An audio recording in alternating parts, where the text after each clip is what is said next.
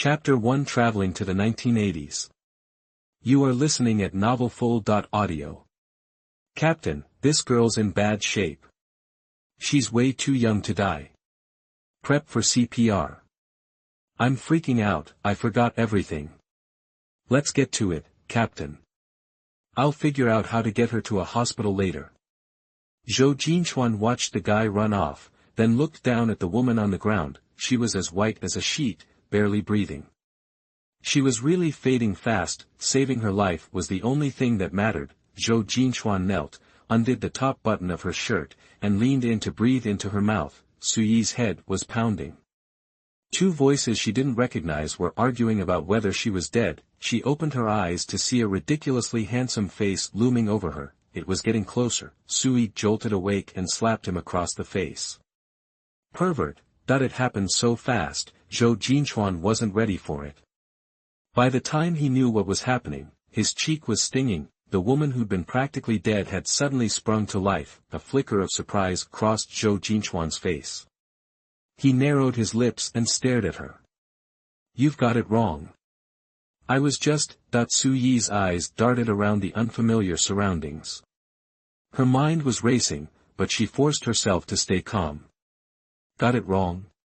What's your story, bringing me out here in the middle of nowhere? As soon as the words left her mouth, Suyi realized something was off.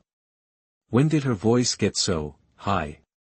And the man in front of her was gorgeous, with a powerful presence and an honest face. Water droplets clung to his hair, tracing paths down his strong jawline, highlighting his high nose, thin lips, and sharp, intelligent eyes. He didn't look like a kidnapper. Zhou Jinchuan studied her for a few seconds, then looked away. He wasn't about to argue with someone who'd just come back from the brink and was clearly confused. He started to get up, but then noticed her light-colored shirt, soaked and clinging to her body, revealing way too much. He turned back and reached for the buttons of his own shirt. Suyi panicked, thinking he was about to strip. She scrambled to her feet, but her legs were wobbly. Don't you dare. I'll scream. Before she finished speaking, he'd ripped off his coat and tossed it at her. Then he turned and walked away. Suyi gaped, looked down, and realized what he'd done. Watching him head for the car, Suyi finally got her bearings. In front of her stretched a huge cornfield. Behind her was a small river, with a trail of wet footprints leading up the bank. She glanced down at her dark blue, wide-legged pants, so outdated. And the black cloth shoes with buckles. The coat she was wearing was a military uniform. Looking up again, she saw the man in the distance wearing a white shirt, sleeves rolled up to reveal his muscular forearms. His army green pants matched the ones she was wearing. Suyi's breath caught. Her mind flooded with memories that weren't hers, chaotic and overwhelming, making them hard to process, but she quickly found the important piece. She traveled through time into the body of a girl with the same name. The original owner lived in the sticks, over 60 miles away. She was on her way to see her fiancé in the army. She'd never been far from home and was pretty naive. On the road, a couple tricked her into taking a ride, then robbed her and pushed her into the river. Thinking about it, Suyi was puzzled. Why go to all the trouble of bringing the original owner out here, only to kill her? Was it really just for some ratty old clothes? It didn't make sense. But this wasn't the time to dwell on it. Thanks to her newfound memories, Suyi realized that the man who had pulled her out of the river was the same one who just gave her his coat. The scene she saw when she woke up must have been him getting ready to give her mouth-to-mouth. The thought that she'd mistaken him for a pervert and slapped him made her face burn with embarrassment. She was about to get up and apologize when a figure in army green came running down the road. The man spotted him and his face lit up. She's alive. Awesome. I thought she was a goner. Good thing you ran into our captain. Comrade, you were totally out of it. I was scared stiff. We took a wrong turn today and ended up here. Otherwise, nobody comes this way. You think it was fate, Captain? Zhou Jinchuan, standing by the car, glanced at them both and frowned slightly. You talk too much. Have you found the way back? Xia Xiaojun shut up and headed for the car. Reporting, Captain. There's a town 2 miles ahead. We can get back to the main road from there. What are we waiting for? Let's go. Zhou Jinchuan strode to the passenger seat. Xia Xiaojun glanced at the girl, then at the captain's face. What had happened while he was gone?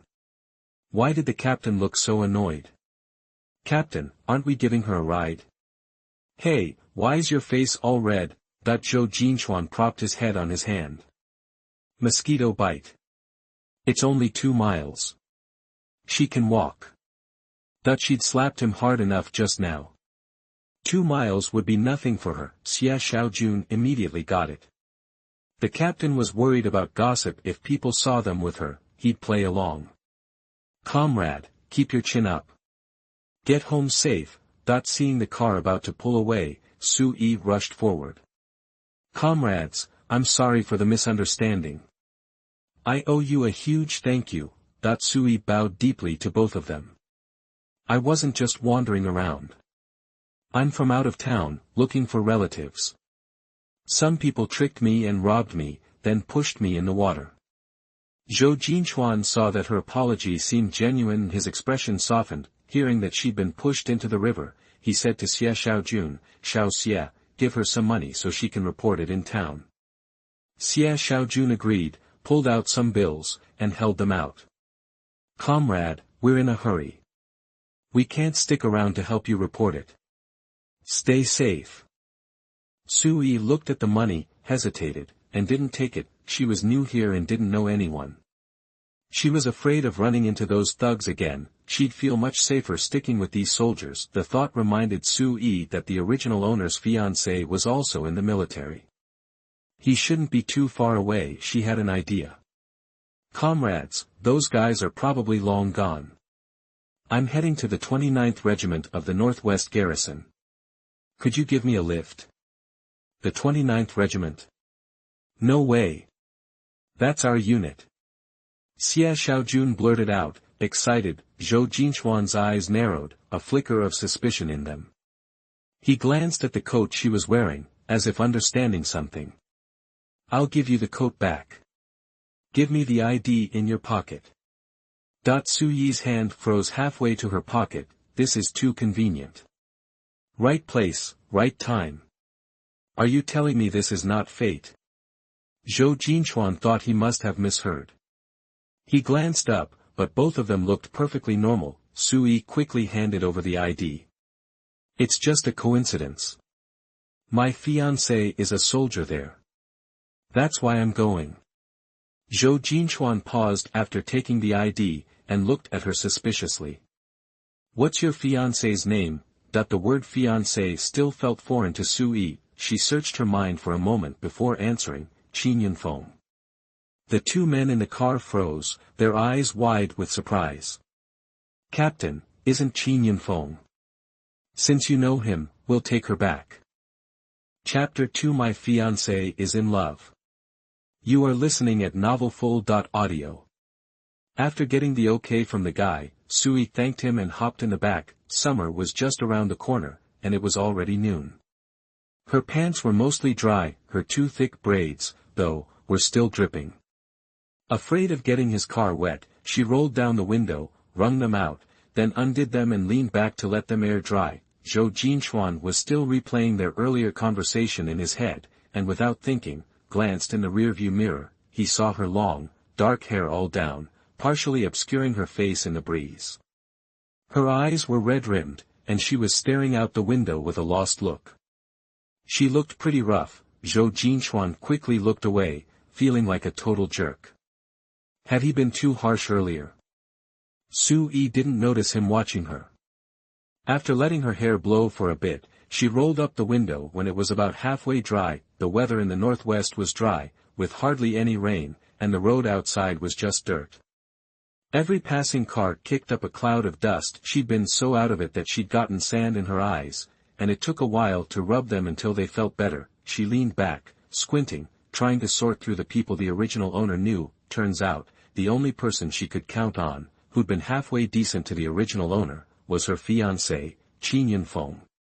That probably explained why the original owner had come looking for him after a fight with her family, but it had been 2 years since she'd seen him. Who knew if he was still trustworthy?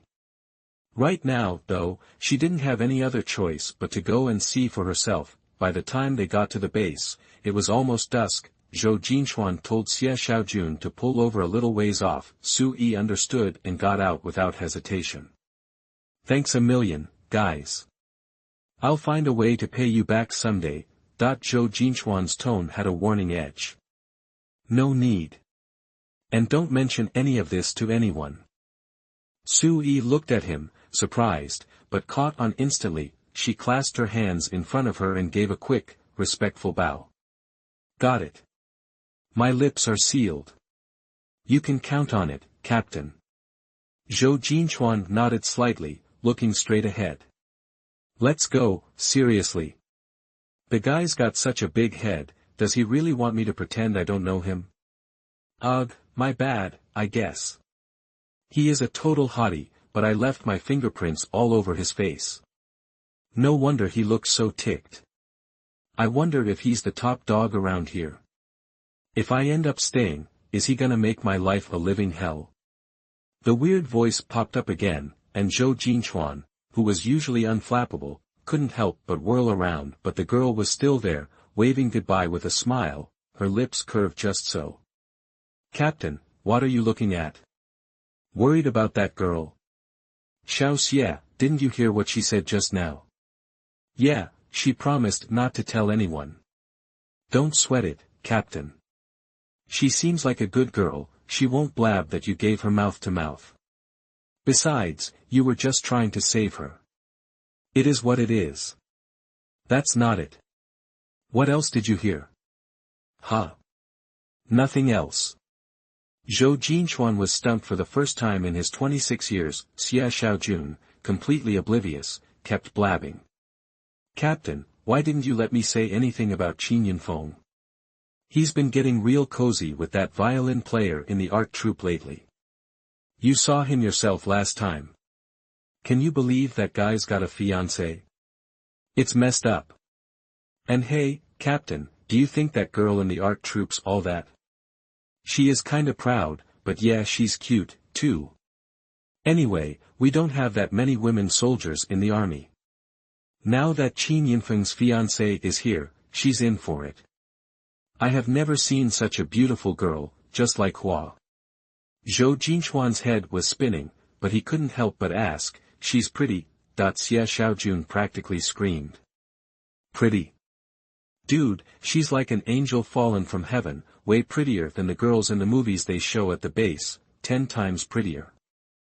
Zhou Jinchuan narrowed his eyes, thinking, she had a small oval face, thin eyebrows and almond-shaped eyes, clear and bright, a small, straight nose, red lips, and a smile that lit up her whole face when she apologized. Her long eyelashes fluttered like tiny fans when she smiled, her eyes crinkled, and she had a pair of those killer dimples. Yeah, she was pretty damn beautiful. Before Zhou Jinchuan knew it, he'd conjured up her image in his mind without even trying, and it bugged him. She was here to find her fiancé, for crying out loud.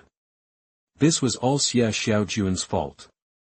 Xie Xiaojun, starting tomorrow, hit the books on first aid. If you freeze up like that again, I'm gonna make you regret it. Xie Xiaojun sat up straight. Yes, sir. Captain, wanna head home? Take me to the infirmary first. Huh? Captain, you feeling okay? Just a little under the weather. Probably caught a chill when I jumped in the water. I'll head over myself. Just drop me off on the side of the road. Xie Xiaojun glanced at the weather. It wasn't even that cold. What was up with Captain Zhou, who took cold showers all winter long? He had a feeling something was off with his commander today. Xie Xiaojun didn't dare say anything, though, even if he was puzzled. On the other side, Sui got out of the car and realized she'd forgotten to give the guy back his jacket. Even though the original owner was 5 feet 6 inches, which was pretty tall for a woman, the guy was at least 8 inches taller. The jacket was way too big and long on her, and she felt silly wearing it. Sui quickly took it off, folded it neatly, and carried it in her arms. Thinking about meeting the fiancé the original owner had died trying to reach, Sui felt a jumble of emotions, but she picked up her feet and walked toward the gate. When she got to the guardhouse, Sui explained her situation politely. The two guys inside were a little flustered to see such a pretty girl. One was already scribbling in the logbook, and the other grabbed the phone and dialed a number. After a quick chat, he hung up. Deputy Captain Chen's not here. I remember he's off today. Just as he finished, the other guy pointed to the road. Hey, isn't that Deputy Captain Chen? Sui looked where he was pointing. Under the setting sun, a guy in uniform was riding a bike toward them, and his face slowly matched the one in the original owner's memories. Sui was about to wave when she caught sight of a white skirt fluttering behind him. Looking closer, there was a girl riding on the back of the bike. They were talking and laughing, having a great time. The girl even snuck her arms around Qin Yinfeng's waist when they thought no one was looking. Qin Yinfeng glanced back at her with a loving look, the affection in their eyes almost visible from a distance. The two guards exchanged glances. Sui clicked her tongue. Her fiancé seemed to be in love with someone else. Chapter 3, Confrontation in Public. You are listening at novelfull.audio. Sui wasn't personally affected by their closeness, but her body still reacted. She took a deep breath, trying to shake off the tightness in her chest as the car drew closer. Bai Ruolin, in the back, spotted someone at the entrance and quickly pulled away. Qin Yinfeng looked up too, and the sight of Sui standing there startled him so badly he lost his balance. The bike clattered to the ground, sending them both sprawling. Without even checking on Bai Ruolin, Qin Yinfeng rushed over. Sui, what are you doing here? Sui raised an eyebrow. Surprised much? I told you I was coming. A flicker of guilt crossed Qin Yinfeng's face. But I told you not to come. Why can't you ever listen to me? This isn't the place for you. It'll look bad if people see you. Just go back, okay? I promise I'll come home for Spring Festival. Will that work? He tried to pull her away. Sui scoffed, shaking off his hand. She couldn't believe the original owner had wasted her life on a guy like this. Meanwhile, Bai Ruolin sized Sui up. She'd heard Brother Qin mention her, said she was plain-looking, and kinda dumb and trashy. Apparently, the elders were pushing them to get married, but Brother Qin was totally against it. He'd promised to straighten things out over Spring Festival, but here she was, showing up early. The thought of this woman causing a scene and ruining her reputation, and Brother Qin's, made her nervous, but then she remembered, Brother Qin said she was a total pushover. She wouldn't dare cause a scene. Still, the girl had a face that could launch 1,000 ships. That was unsettling. She decided to get Qin Yinfeng to ditch her ASAP. Brother Qin, is this comrade a relative? Why don't you take her out for some grub? Snapping back to reality, Qin Yinfeng nodded. She's just a neighbor girl from back home, came to see me. I'll take her somewhere. Sui watched them working in perfect sync. A neighbor girl. Is that what city folks call their fiancés? And who are you? You're definitely not his sister. Right? Bai Ruolin pounced, noticing the growing crowd. Her face paled. Why are you being so nasty? Comrade Qin and I just have a simple friendship. Don't go throwing mud around. Sui decided to play along. She glanced around, making sure everyone was watching. The original owner was getting railroaded here. This was the classic innocent act, pretend to be all virtuous while stabbing people in the back. She'd seen that movie a million times. So, what's the deal between you and my fiancé? You were just calling him Brother Qin all sweet, and suddenly he's Comrade Qin now that there's an audience. And you two were all up in each other's faces just now. I and those two guys at the gate saw it. So I'm the one throwing mud. The crowd got the picture instantly. This girl was the fiancé from back home. She'd come all this way, only to find these two all over each other at the gate. They'd been flaunting their little romance right under everyone's noses, acting like they were invisible. Now they'd been busted. Before, they figured it was just a fling, but finding out Qin Yinfeng had a fiancé changed everything. Qin Yinfeng glared at Su Yi. How had this girl, who couldn't string two words together before, suddenly become so articulate? Don't embarrass yourself. Come on, let's go. Su Yi dodged his hand, feigning distress. Can you please not yell at me? I came all this way to see you. I got robbed on the way, lost all my stuff, even my ID.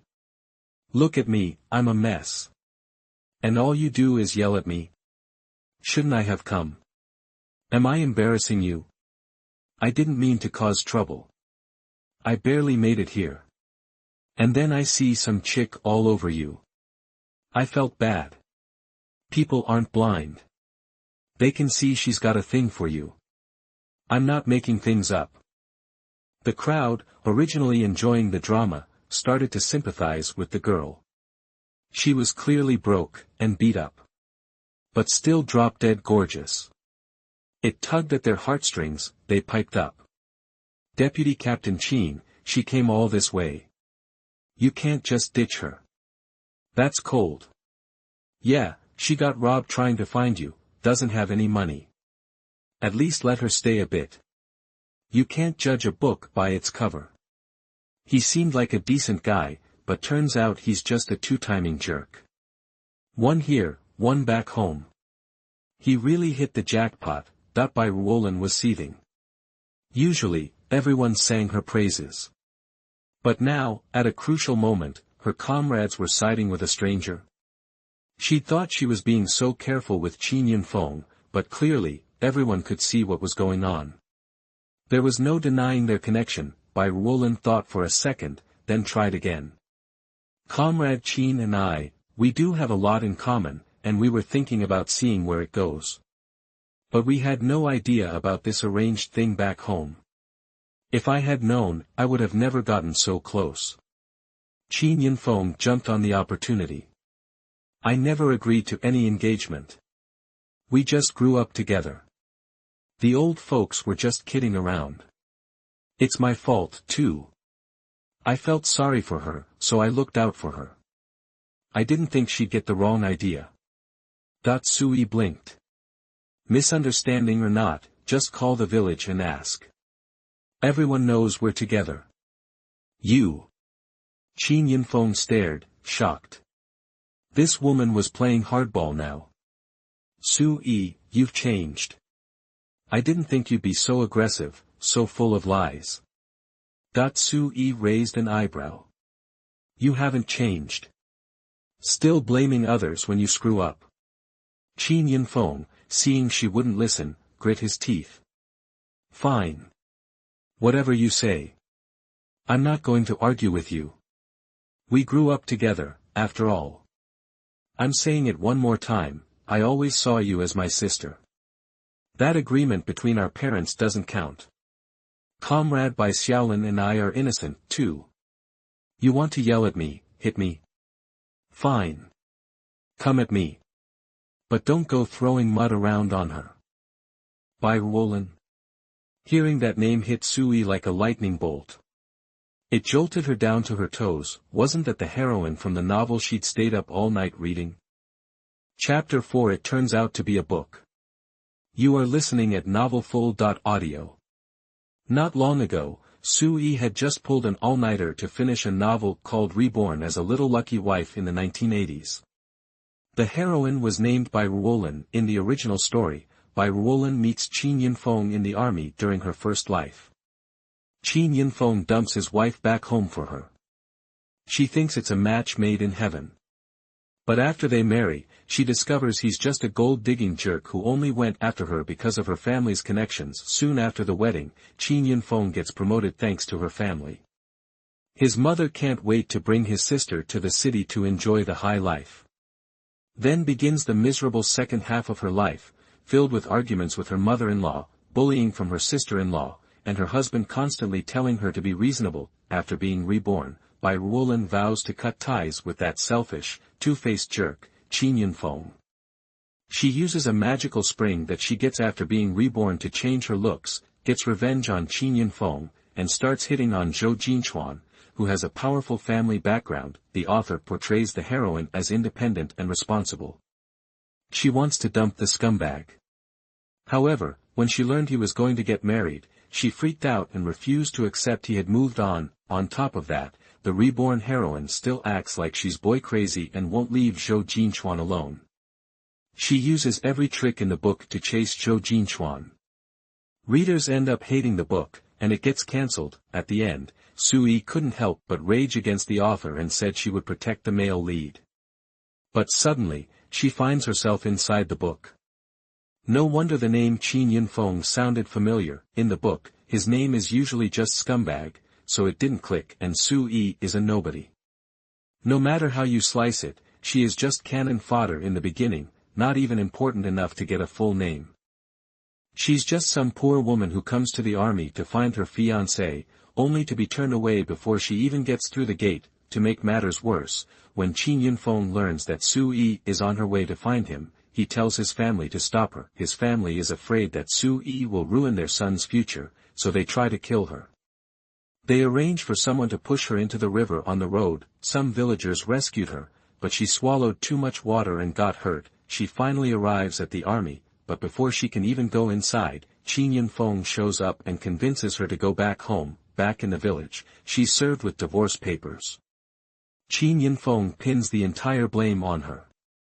Her family already didn't care much for her, and now they hate her even more. Bai Ruolin is afraid that her showing up will ruin her chances. To prove his loyalty, Qin Yunfeng arranges for her to marry an old man who has already been married once. Because she was in the water for too long, Sui can't have children and is sold off to some mountain folk. She never escapes. Damn it, what a terrible storyline. What did Sui ever do to deserve this? Was she sent here because she said she would stand up for the male lead? Come to think of it, the plot really started to change when she fell into the water. In the book, the villagers rescued the original owner, but soldiers saved her this time. But I don't even know who the male lead is. Where's Zhou Jinchuan? I want out of this marriage now, but I can't let them send me back like a fool. This couple is going to have to publicly cancel the engagement and take responsibility for their actions. I want a written apology and compensation for emotional distress. I don't want to be a part of their drama. That top-tier scumbag should be left to the heroine. After all, readers say they are a perfect match. They should just get married. Don't you dare go messing with Zhou Jinchuan. Everyone saw Sui had her head down and thought she was sad, so they started ranting about Qin Yunfeng and Bai Ruolin. Meanwhile, Zhou Jinchuan had just stepped out of the infirmary. He saw a crowd gathered at the gate and the girl he rescued being confronted by two people. He usually keeps to himself, but he couldn't help but walk toward them. As soon as he got behind the crowd, he heard that strange voice again at the infirmary. The doctor said he probably had tinnitus from falling in the water and should just rest, but now, that voice was back, and it said his name. He had to believe it was real. Could it be that he could hear her thoughts because he jumped into the water to save her? Everyone was too busy ganging up on the other two to notice Zhou Jinchuan. Inside the circle, Bai Ruolin saw the tide turning against her and dug her nails into her palms. She tried to trash-talk Sui, but no one believed her. She tried to defend herself but got shut down. If this kept up, she and Qin Yunfeng wouldn't be able to stay in the army. Bai Ruolin frowned, bit her lip, and said with tears in her eyes, "Qin, don't say that. I honestly didn't know. If I had known, I never would have interfered. It's not like we're together yet. We can still move on. We should never contact each other again. Treat your fiancé well." Then, she turned to run. Qin Yunfeng didn't realize it was just a trick and quickly grabbed her back. "Ruolin, don't leave. She's the one who should leave." He glared at Sui. "This is all your fault. Are you happy now?" Sui scoffed. "A trick, huh? If you say you're not going to contact him, then swear you won't ever be with him in this life." Bai Ruolin whirled around and glared at Sui, forgetting her act. What a vicious woman. Sui pretended not to notice and sighed. "Wouldn't it have been better if you two just admitted it from the start? I'm not someone who causes trouble for no reason. If you had been honest, I would have helped you too. But no, you had to try to fool me and everyone else." Now the story is that you broke my trust and turned on me. But I'm not going to fight over a man. As long as you make it clear in front of everyone that you're seeing someone, I'll call off the wedding immediately. When Qin Yinfeng heard that, his eyes lit up. Bai Ruolin was more cautious than him. She had already denied it. It would be like slapping herself in the face to change her story now. Seeing her hesitation, Qin Yinfeng pulled her and urged her quietly, Ruolin, just admit it. If she said it publicly, she won't be able to back out. Bai Ruolin trembled and glared at Qin Yinfeng through her tears. Are you forcing me now? Qin Yinfeng choked up, looking completely shocked. He felt a little annoyed. He had risked getting punished to be with her, and he had made it clear publicly. Su Yi had also promised not to hold it against them. Why was she still refusing to admit it? Had their promises to each other been a lie? Chapter 5, Breaking Off the Engagement. You are listening at novelfull.audio. Seeing they were at a standstill, Su Yi decided to stir the pot a little more. Come on, Bai. Qin here laid his heart on the line, swallowed his pride, and confessed his feelings for you in public. He's gone 99 steps already. Are you really not gonna take that last step? Is he really that unworthy of your love? Qin, it's not like I don't want to help, but Bai just won't budge. Are you seriously gonna take the fall for this? Qin Yinfeng, hearing Su Yi's pointed questions, was visibly shaken. He looked at Bai Ruolin, a hint of disbelief in his eyes. You swore to me you'd never marry anyone else. Bai Ruolin went pale when he brought up their private vows. The crowd started buzzing with excitement. Clearly, Bai Ruolin was tough as nails. She really knew how to keep it together no matter how much he begged. Qin Yinfeng wasn't giving up. Just then, someone spotted Zhou Jinchuan in the crowd. The crowd parted instantly. It's Captain Zhou. Make way. Hearing that, Su Yi couldn't help but look up. This was the soldier who had rescued her. His last name was Zhou. The man was tall and handsome, a real head-turner. He looked like the textbook definition of a male lead. Could this be Zhou Jinchuan? Zhou Jinchuan paused, then walked up to Su Yi. Hello, I'm Zhou Jinchuan, the head of this unit. Is there anything I can do for you? Su Yi's head was spinning. She didn't even need to answer. The eager onlookers had already filled him in. Zhou Jinchuan nodded. In that case, get 2 people to take these 3 to Political Commissar Wang. They're blocking the entrance. Xia Xiaojun, who just parked his car and ran over to see what was going on, jumped at the chance. Seeing Captain Zhou give the order, he quickly volunteered to escort them to the Political Commissar's office. Still reeling from her encounter with Zhou Jinchuan, Su Yi kept her head down and stayed quiet. When they reached Political Commissar Wang's office, they saw Zhou Jinchuan disappear into the office next door. Su Yi glanced at Zhou Jinchuan's back, then back at Bai Ruolin and Qin Yinfeng. She felt like she was watching drama unfold online. She wondered when Bai Ruolin would be reborn. It would be awesome if she got reborn right after marrying Qin Yinfeng. Then all the effort she had put into getting them together wouldn't be for nothing. Xia Xiaojun led the 3 of them into the office. Political Commissar Wang barely had time to ask what was going on before Xia Xiaojun was rattling off the whole story. Finished, Xia Xiaojun quickly took his leave, giving Su Yi a thumbs up as he left. Bai Ruolin, seeing how Xia Xiaojun was clearly on Su Yi's side, immediately burst into tears. Political Commissar Wang, I've been wronged. I didn't interfere. I didn't know anything about their engagement. Besides, it was Su who misunderstood and didn't agree to Qin's advances. Su Yi scoffed. I made myself clear to everyone out there. There's no point in rehashing it. Political Commissar Wang shot her a displeased look, as if annoyed that some country girl had come to the army and stirred up trouble, and Zhou Jinchuan had to be the one to see it all. If he didn't handle this right, it could reflect badly on the whole unit. It was like getting hit by lightning out of nowhere. Either way, he had promised Bai Ruolin's parents he would look out for her.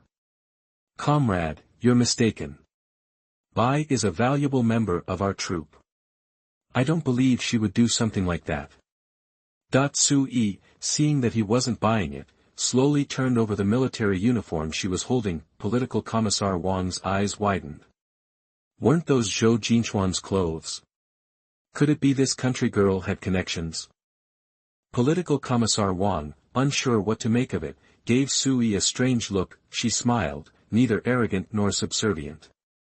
Political Commissar Wang, even though this is my first time here, I can tell you're an honest and upright man.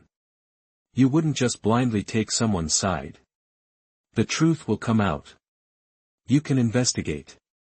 Then she looked at Qin Yunfeng and Bai Ruolin. Like I said, I don't want to make things difficult. Just say what's what, write me a letter breaking off the engagement, so I can go back home with an explanation. Political Commissar Wang saw she was calm while the other two looked guilty as sin. Now he understood, since she had Zhou Jinchuan in her corner and was asking for something reasonable, he had no reason to refuse. The best thing to do was to get them to write the letter and send them on their way. Having made up his mind, Political Commissar Wang gave them both a meaningful look. Both of them agreed to his plan, but, following his lead, they both cleverly blamed each other and claimed they did nothing wrong. Sui scoffed inwardly. Fine, she didn't expect this Political Commissar Wang to kick them out immediately. Anyone could see he was on Bai Ruolin's side. Qin Yunfeng, afraid that Sui would change her mind, asked for paper and pen right then. Just as he was about to start writing, Sui said, I said you should write it. Just write that because you and Bai Ruolin are close, so. Qin Yunfeng froze, looking at Sui in disbelief. Sui quickly looked at Political Commissar Wang as if complaining. Political Commissar Wang tapped his fingers on the table. Su can't read. Don't try to trick her. Qin Yunfeng understood immediately and was about to try to pull a fast one, then he heard Sui tap again. I've learned a lot of characters these past 2 years. Don't fool me. I'll make you rewrite every mistake. Qin Yunfeng groaned inwardly. So that's why she changed so much. Fine. He'd play along for now and then convince her to take it back later. Bai Ruolin, overhearing her name being written down, was seething, but there was nothing she could do. She just wanted to get rid of this woman as quickly as possible. As for the letter breaking off the engagement, she'd find someone to steal it back along the way. Once the person was gone, she could find a way to fix her reputation. Public opinion was fickle. Say something enough and people would believe it. Sui watched Qin Yunfeng finish writing, then pointed to the last blank space. Sign your name. Qin Yunfeng gripped the pen angrily, then finally signed. As he went to hand it to her, Qin Yunfeng suddenly hesitated. After 2 years apart, she had become even more beautiful, but he quickly snapped back to reality, a sarcastic smile playing on his lips. Sui, are you happy now? Chapter 6 Losing Money. You are listening at novelfull.audio. Sui double-checked it and passed the pen to Bai Ruolin. You're part of this too, so you need to sign. Bai Ruolin's eyes went wide. She looked at Qin Yunfeng, pleading, Brother Qin, Qin Yunfeng gritted his teeth. Thinking of his own future, and theirs, he urged, I'm sorry I got you into this. I'll make it up to you later. Just sign. Tears streamed down Bai Ruolin's face as she signed. Then, she glared at Sui. I hope you keep your word and never bother Brother Qin again. Sui smiled faintly and handed the pen to Political Commissar Wang. I have to sign too. You're the head honcho here. My parents will only believe it with your signature. Don't worry, I won't show it to just anyone. Besides, it only says they're pursuing free love and against arranged marriages. It's not exactly a crime. Political Commissar Wang was reluctant, but she'd already said so much. He sighed, picked up the pen, and signed his name. Afterward, he felt like he'd been dragged into something, so, he rounded on Qin Yunfeng and Bai Ruolin, giving them a lecture, putting on a show for Sui's benefit. Deputy Captain Qin just said he's always thought of Comrade Su as a sister, and the old engagement was just a misunderstanding. In that case, you need to show some hospitality. It's not every day we have a visitor. Make sure she enjoys herself for a couple of days before she heads back. Bai Ruolin was practically grinding her teeth, but she knew this was the only way to repair her and Qin Yunfeng's reputations in the compound. She immediately agreed. Political Commissar Wang is right. Yunfeng's sister is my sister too. I'll treat her like gold. Turning to Sui with a forced smile, she said, Sister Sui, if you need anything, just ask. Don't hold back. Yunfeng and I will do everything we can to make it up to you. Sui nodded. How much were you planning to make it up to me? Bai Ruolin stared, stunned, then looked at Qin Yunfeng in disbelief. Sui smiled. Wasn't Comrade Bai being sincere just now? I thought you genuinely felt guilty and wanted to compensate me. Bai Ruolin's eyes widened. You want money? What else? Sui raised an eyebrow. Did you think words were enough? Or that a couple of free meals would cut it? Then, Sui started telling Political Commissar Wang how she had traveled so far, and how her luggage had been stolen. She was practically penniless. Political Commissar Wang nodded sympathetically. That's terrible. Deputy Captain Qin, what do you think we should do about this? She needs money to get home. Seeing no way out, Qin Yunfeng pulled out 2 10-yuan bills from his pocket and handed them to Sui. Sui glanced at them out of the corner of her eye. Is this all you'd give a beggar? The money I lost was worth way more than this. Oh, I wonder if it's too late to file a police report. Maybe I can get my money back. Looking sheepish, Qin Yunfeng quickly emptied his pockets, handing over the rest of his cash. That's all I have. I sent the rest home. Sui, seeing his pockets were truly bare, took the money, counting the bills, 79 yuan and 60 cents, she tucked it away, then turned to Bai Ruolin and winked. Bai Ruolin gasped. Sui helpfully prompted, Sister Bai, what about you? You and Brother Qin aren't married yet, so his can't speak for yours. Bai Ruolin was speechless, fury burning in her eyes. Sui blinked again.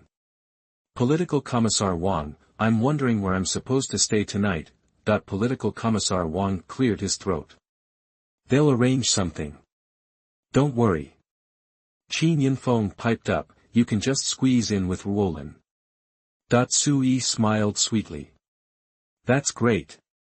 Sister Bai and I don't know each other very well, so sleeping together would be a good way to bond. I'm not the best sleeper, though. Last time I shared a bed, I accidentally kicked my friend out of bed 7 or 8 times. Sister Bai, you might want to watch out. It's just a shame I'm short on funds, otherwise I'd find a place to stay and wouldn't have to put you out. Bai Ruolin, hearing this, dug into her own pocket. I'm not used to sharing a bed with people. You should get a room at the guest house. It's not far. Sui nodded and readily accepted the money, 60 yuan and 40 cents, plus a few ration tickets. Sister Bai looks so put together, but she's even broker than Brother Qin. I was hoping to stay a couple of days to hang out with you both. Bai Ruolin was so mad, she sputtered, you. Sui cut her off. Oops, sorry. Still getting the hang of these expressions, Bai Ruolin's mouth twitched. I don't have that much money on me, otherwise, you can stay here for now and I'll give you some tomorrow. Sui snorted inwardly. With Political Commissar Wang here, they wouldn't go too far, but did she really expect her to believe she would actually hand over money tomorrow? Sui smiled faintly and looked at Political Commissar Wang. Don't bother Sister Bai with running around. How about Political Commissar Wang lends me some now? Political Commissar Wang is your boss. He was just singing your praises. He's not going to worry about you not paying it back, right? If you're really worried, you can write an IOU. Luckily we have paper and a pen handy. Political Commissar Wang, who had been watching the spectacle unfold, could see how the wind was blowing. These two weren't a match for Sui. If he didn't cave quickly, she might try to clean out his pockets next, so, he pulled out 60 yuan from his own pocket and said, Here, this is my contribution. No need for an IOU. We're all on the same team. I trust you. Sui took it, counted it, and saw that with the money from the other two, it came to exactly 200 yuan. Too lazy to mess with them any further, she bowed to Political Commissar Wang and headed for the door. before leaving, she tossed a parting shot over her shoulder, "Don't forget to pay Political Commissar Wang back as soon as you can." Watching her strut out, the two of them balled their fists, especially Qin Yunfeng. His monthly allowance was only 30 yuan, and he had planned to get all the money back that he spent on her after the marriage was cancelled. He hadn't even opened his mouth yet, and he'd already forked over another 200 yuan. After Sui left, Political Commissar Wang felt used. He had signed the paper and borrowed money. What a mess! So he slammed the door shut and let Qin Yunfeng and Bai Ruolin have it. "Bai Ruolin, you've really let me down. If it weren't for your parents, I wouldn't have bothered getting involved in this today. Luckily, Comrade Su sees the bigger picture. Otherwise, if she reported your misconduct, you wouldn't be able to stay here. And you, Qin Yunfeng, forget about that promotion I was telling you about. Go back and think about what you've done, and write a 2,000-word self-criticism." Chapter 7, Using Zhou Jinchuan's tiger skin as a banner. You are listening at novelfull.audio. After Xia Xiaojun left Political Commissar Wang's office, he headed straight for the regimental commander's office next door. "Gonna give you the lowdown on what just happened." But when he opened the door, he saw Captain Zhou holding a teacup and standing close to the wall. Xia Xiaojun didn't think twice before rushing over and pressing his ear against the wall. Zhou Jinchuan gave him a look that said it all. "What are you doing?" Xia Xiaojun grinned, feigning innocence. "Captain, aren't you listening too?" Zhou Jinchuan glared at him. "I was checking the wall covering. Looks like it's peeling. Get someone to paint it."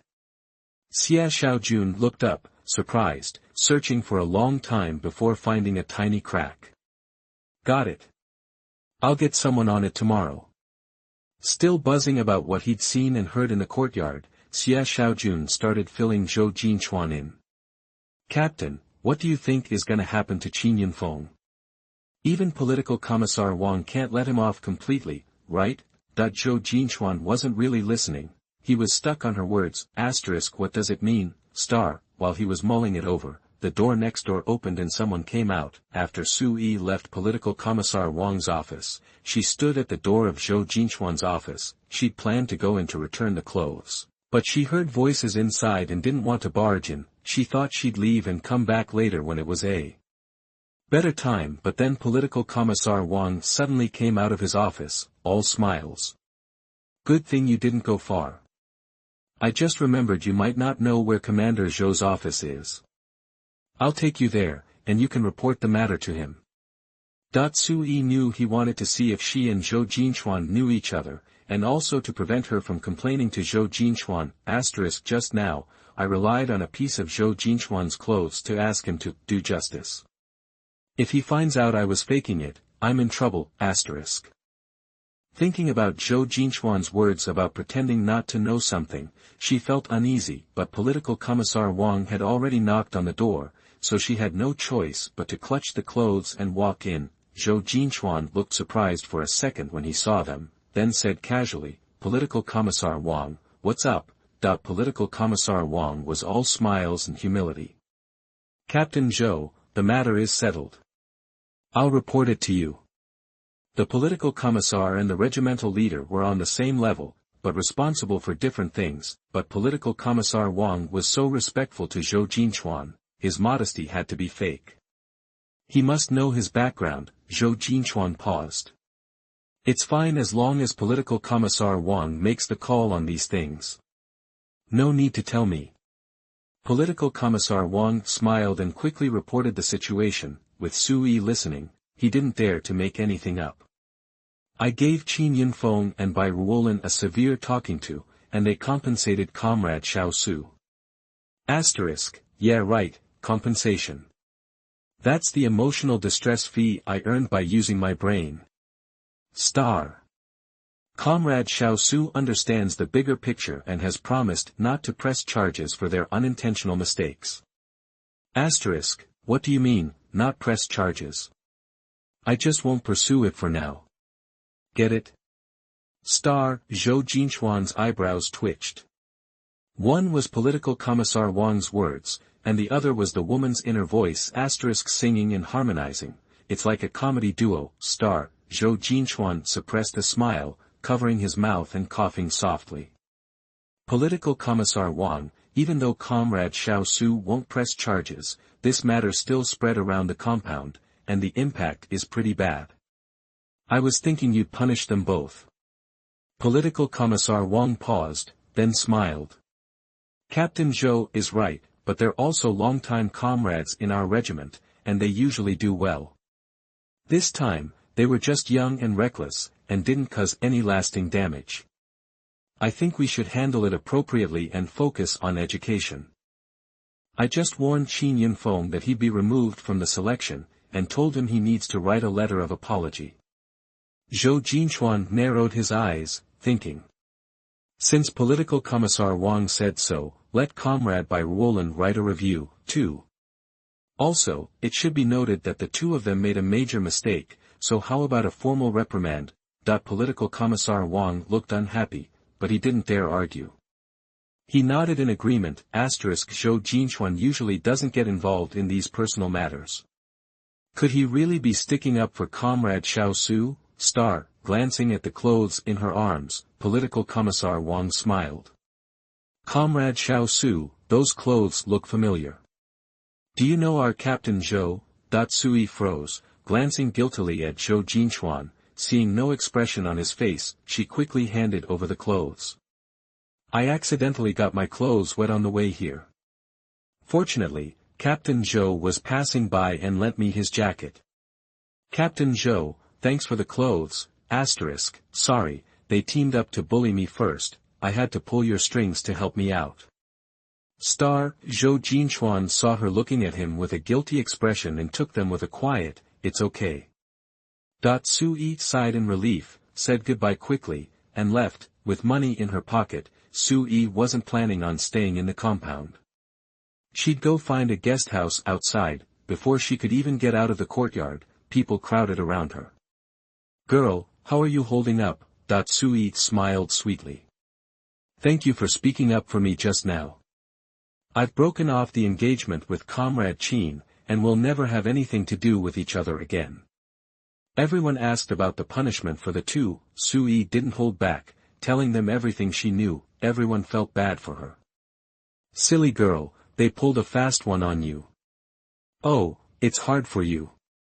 So pitiful, that everyone felt sorry for Sui and quietly cursed the two. Sui smiled and thanked them again before leaving the compound.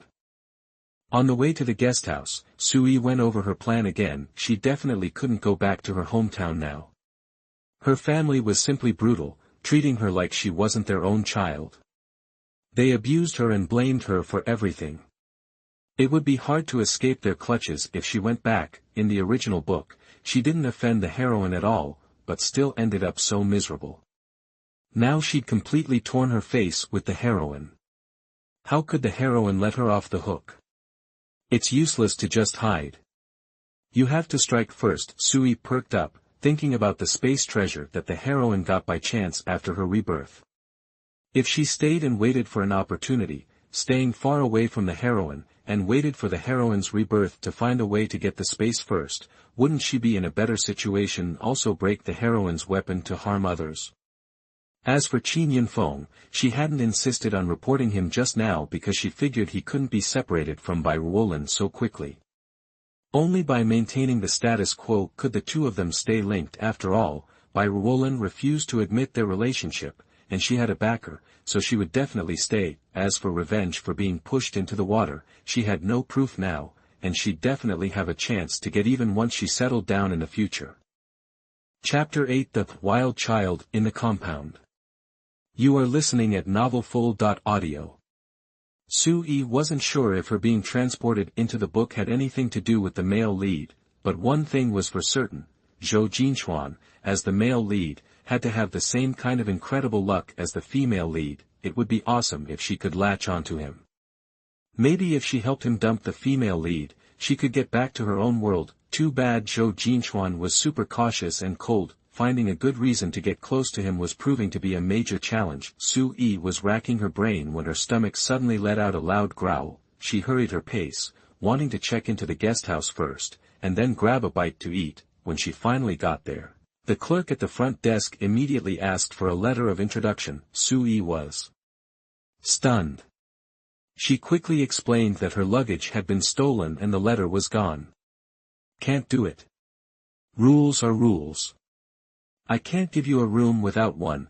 Sui glanced at the clock on the wall, figuring she still had time to run back and get Zhou Jinchuan or Political Commissar Wang to write one for her. Without another word, she turned around and ran back, panting. She reached the courtyard, and suddenly heard a kid crying. It was dinner time, and everyone was cooking at home, so the courtyard was deserted. Sui stopped, looked around, and spotted a couple of kids in a narrow alley. The crying was coming from that direction. Peeking into the alley, she saw a boy, maybe 7 or 8, lying on the ground with a little girl, 4 or 5, in his arms. 2 older boys stood in front of them, kicking and yelling at the pair on the ground.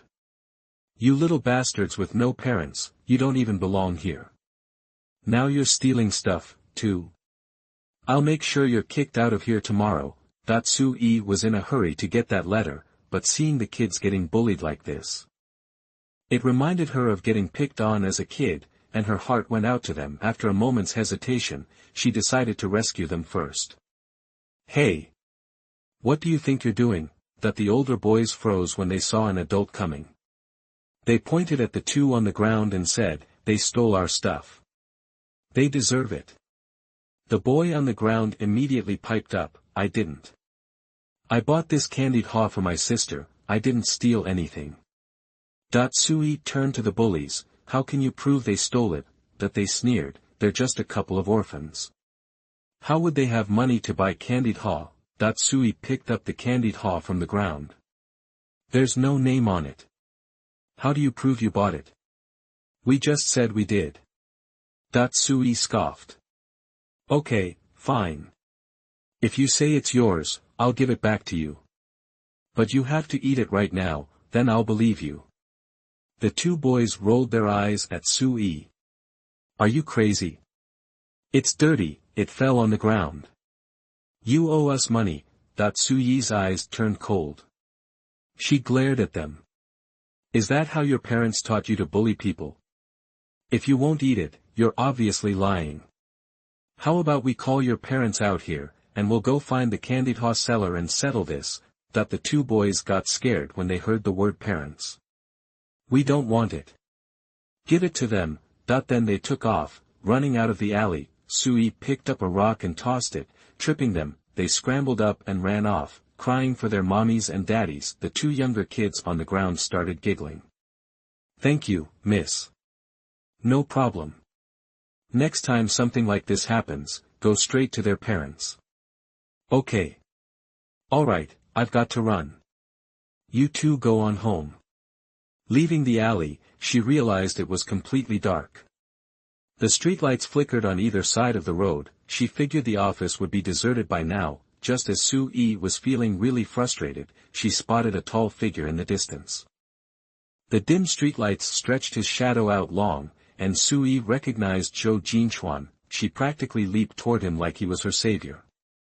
Captain Zhou. Are you buying groceries? As soon as she said it, her stomach rumbled again. She wanted that letter of introduction, and a meal, and, of course, she wanted a chance to brown-nose the guy in front of her. Captain Zhou, thanks for your help today. I was just looking for a chance to buy you dinner. And you already got the food. Zhou Jinchuan raised an eyebrow. You're buying me dinner, with my own food? Sui covered her stomach, looking sheepish. I don't know my way around here. I wouldn't know where to take you. Seeing her looking so pathetic, Zhou Jinchuan couldn't help but smirk. There's a state-run restaurant in the town. I seem to remember you getting compensation money. Did you get food stamps, too? Sui quickly patted her pocket and grinned. Yeah, I left the compound and was trying to find a place to stay, but I didn't have a letter of introduction and they kicked me out. So, I came back to get you to write one for me. Sui blinked at him. Zhou Jinchuan thought for a moment and finally said, come with me. He had plenty of questions for her, anyway. Even if he hadn't bumped into her, he would have found her somehow. Hearing this, Sui immediately grabbed the basket of vegetables from his hand. Thanks, Captain Zhou. I'll take those. Zhou Jinchuan lived at the far end of the compound, away from the crowded row houses, in his own little courtyard. Sui thought, isn't he single?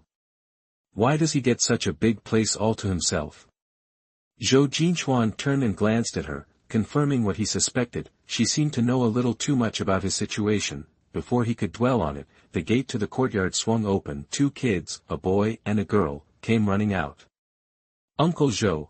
Sui looked down and realized it was the same 2 kids she'd just saved in the alley.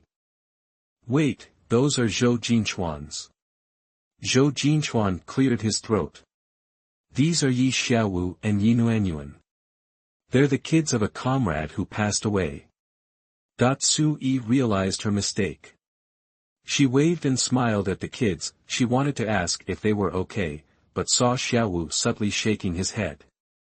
She immediately understood he didn't want Zhou Jinchuan to find out about the bullying, so she kept quiet. As soon as they stepped inside, Sui took in the yard. It was dark, and she couldn't see much, but it felt bare and empty. Just a patch of dirt, inside the house, though. It was bright. Must be nice, she thought. A house assigned to the head of the group. The place was huge. Besides the bedrooms and living room, there were separate kitchen and bathroom, nothing like those cramped single rooms up front. Still, the decor screamed minimalist. Empty, and cold. Chapter 9, Spend his money to treat him to a meal. You are listening at novelfull.audio. It wasn't early, but Sui immediately grabbed the basket to start cooking as soon as she stepped inside. Captain Zhou, since you did the shopping, let me take over the cooking. You relax, and I'll have it ready in no time. Zhou Jinchuan simply nodded. Cooking wasn't his strong suit, and he rarely did it anyway. He'd just gotten back from being away, and thought he'd pick up some meat to make a nice meal to connect with the kids. Truth was, he was a big guy with 0 experience raising kids, and he wasn't sure what to say to them. Ever since their mother left after receiving the settlement money after their father, his comrade, died, the kids had become more and more withdrawn. So, he'd put in for a house specifically so he could take care of them, but his job kept him busy, with constant missions, leaving him no time to manage the kids' daily lives. That's why he'd found a nice lady in the complex to look after them, paying her 30 yuan a month for food and her trouble. Seeing Sui head to the kitchen with the basket, Yi Xiaowu quickly tagged along. I'll help. Yi Nuanyuan followed right behind him. Uncle Zhou, I want to help my sister too. Zhou Jinchuan was surprised. It was rare to see either of them voluntarily cozying up to anyone, especially someone they just met. Sui brought the basket into the kitchen. It was basic, but it had everything she needed. She started washing the meat and veggies. Yi Xiaowu and Yi Nuanyuan came in, both offering to lend a hand. Sui smiled. Nuanyuan, you can help me sort these vegetables. Xiaowu, can you handle making the rice? Yi Xiaowu nodded. I can do that. He went to get the rice, rinsed it, and poured it into the pot. Sui glanced over as she was cutting the meat. Seeing he'd added just the right amount of water, she smiled. You're really good at this. How old are you, Xiaowu? I'm 8, and my sister's 5. Sui nodded. Why didn't you tell Captain Zhou about what happened earlier? If he knew, those kids wouldn't dare mess with you. Yi Xiaowu looked down, not saying anything. After a moment, he shook his head. It's okay. Uncle Zhou's already swamped. No need to bother him with something so small. Seeing he didn't want to talk about it, Sui didn't push and focused on starting the stew. Zhou Jinchuan had bought a big slab of pork belly, along with some eggs, eggplant, tomatoes, and potatoes, common stuff nowadays, but in the Northwest in the 80s, getting your hands on fresh meat and vegetables in early summer wasn't so easy. Sui cut off half of the pork belly, diced it evenly, rinsed it, and then slowly fried it on low heat to render the fat.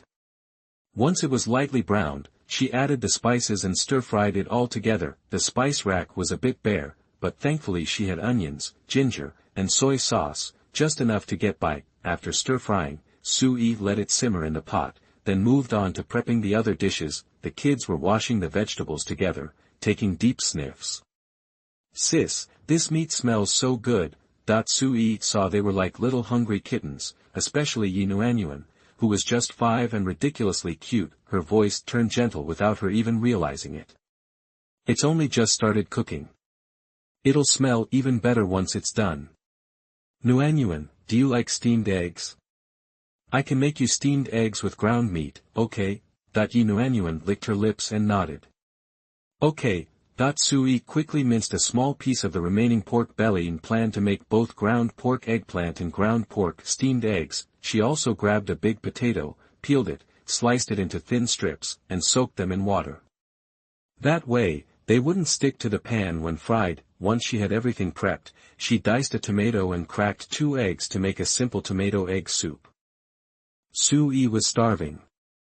All the smells from the pot were killing her. She'd never been hungry in her past life because she loved to eat and drink, but she felt hungry for the first time. Once the meat was finally done, she asked Yi Xiaowu to clear the table and grab the bowls and chopsticks. After she finished the last dish of shredded potatoes, she quickly served up the rest of the meal. Zhou Jinchuan wasn't in the living room following the noise. She peeked outside and saw he was in the hallway, hammering away at a stool. Sui called out.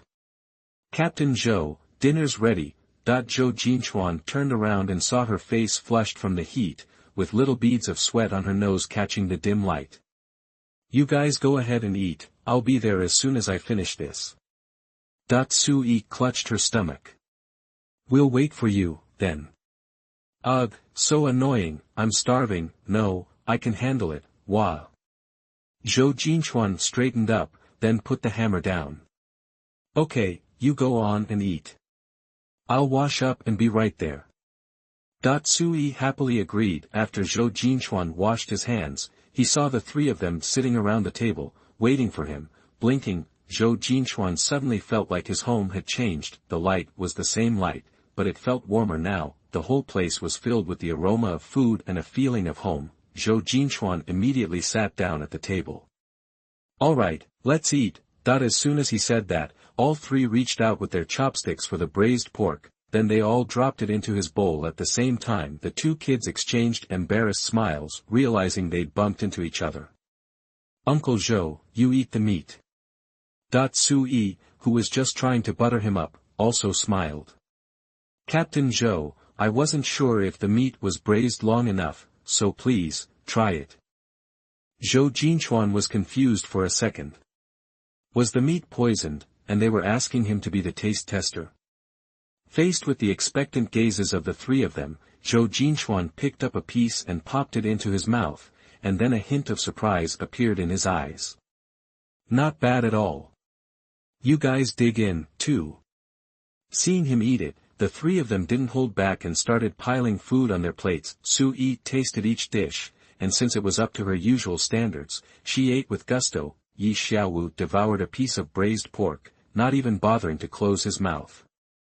Sister Su, this meat is perfectly cooked. It's so fragrant and delicious. Sui, pleased with the compliment, nodded. Glad you like it. Eat as much as you want. Then, she scooped a spoonful of steamed egg custard for his sister. Sister, you're too skinny. You need to eat more eggs for protein. This is easy to digest. Yi Nuanyuan obediently nodded. Thank you, Sister Su. You and Uncle Zhou eat too. Zhou Jinchuan paused mid-chopstick. How had these 2 kids so naturally started calling her sister, but they still called him uncle? He was only 26, wasn't he? Was he really that old? Zhou Jinchuan cleared his throat and glanced at Yi Nuanyuan. She definitely looked skinnier than she had a few days ago. Xiaowu, Nuanyuan, haven't you been eating well lately? You seem thinner. I think you've both lost weight. Yi Xiaowu stopped eating for a second, then looked up and replied, It's been getting hot, so I haven't been eating as much. But I'm taking good care of my sister. She'll eat more later. Then, to cover up his guilt, he quickly grabbed some ground pork eggplant, put it on his rice, and continued eating with his head down. The ground pork eggplant was rich and savory, and Yi Xiaowu scarfed it down. Sui quickly handed him the soup. Easy there.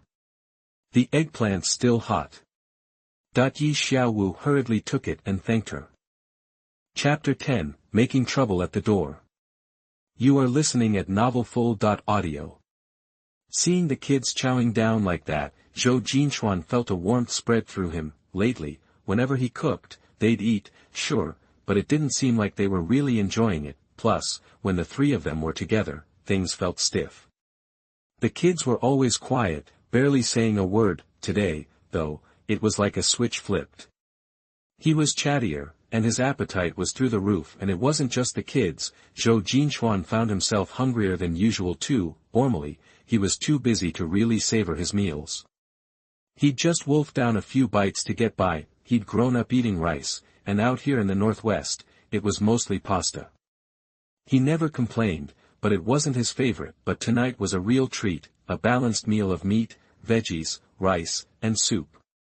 He couldn't remember the last time he'd eaten so well. Everyone was just about finished. Su-yi jumped up to clear the table. After all, she was a guest, and it was the least she could do. Yi Nuanyuan was stuffed, and Su-yi wasn't about to let her overeat. She offered the rest of the rice to Zhou Jinchuan and Yi Xiaowu. Why aren't you having any, sis Su? Yi Xiaowu asked, concerned. Su-yi smiled. I'm stuffed.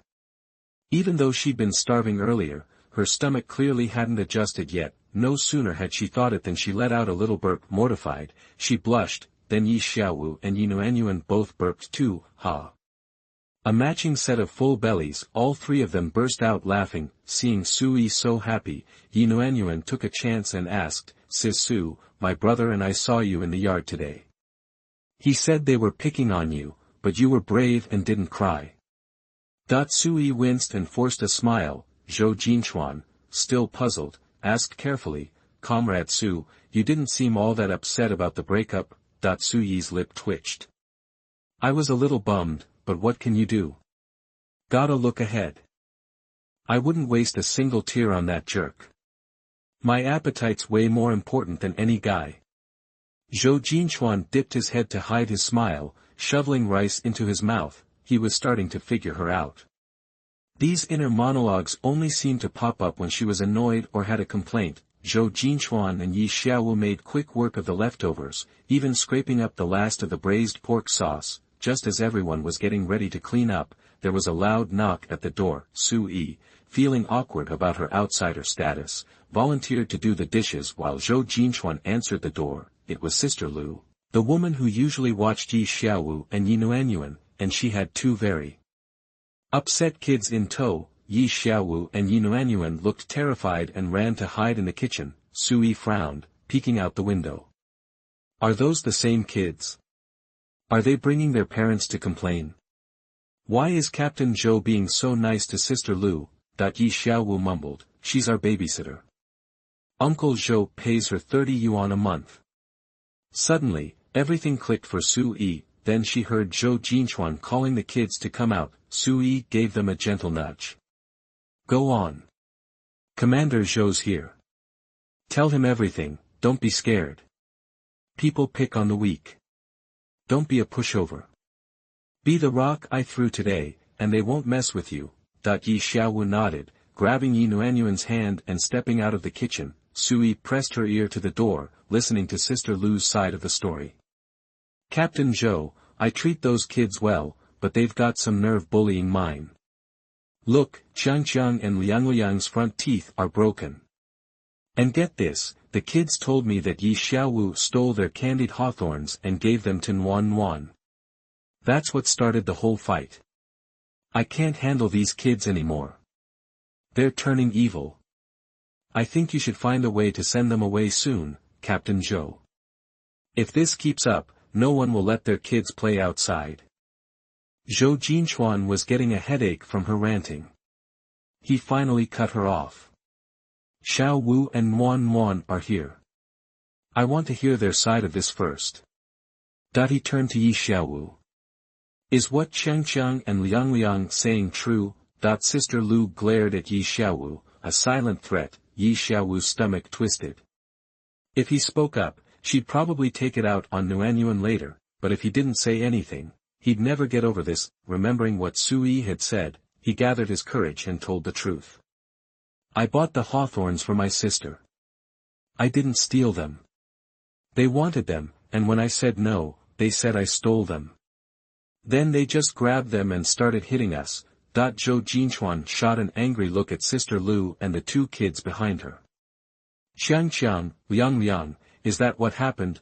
That the two boys were usually terrified of Zhou Jinchuan.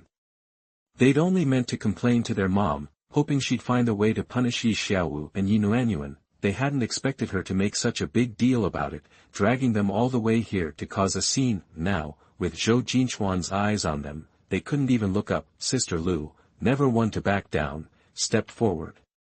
Captain Zhou, I'm telling you, these two kids are always lying. You can't trust a word they say. The broken teeth are proof enough. Besides, my kids are angels. They don't even like sweets. Why would they steal anything? That she said it with such confidence. No adults had been around during the fight.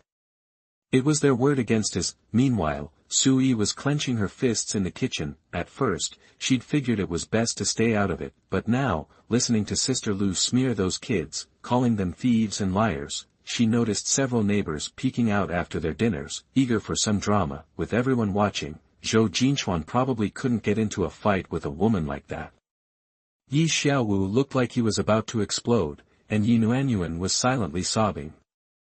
Sui couldn't take it anymore. She had to do something. I can vouch for Yi Xiaowu. He's telling the truth. I was walking by and saw the whole thing. Sister Lu's eyes narrowed as she recognized the woman who'd caused a scene in the courtyard earlier. She couldn't help but sneer. Aren't you Deputy Company Commander Qin's ex-fiancé? What are you doing at Captain Zhou's house? Sister Lu's voice carried, and the neighbors leaned in, curious. Suddenly, the kids' fight was old news. Everyone was far more interested in why this woman was coming out of Captain Zhou's house.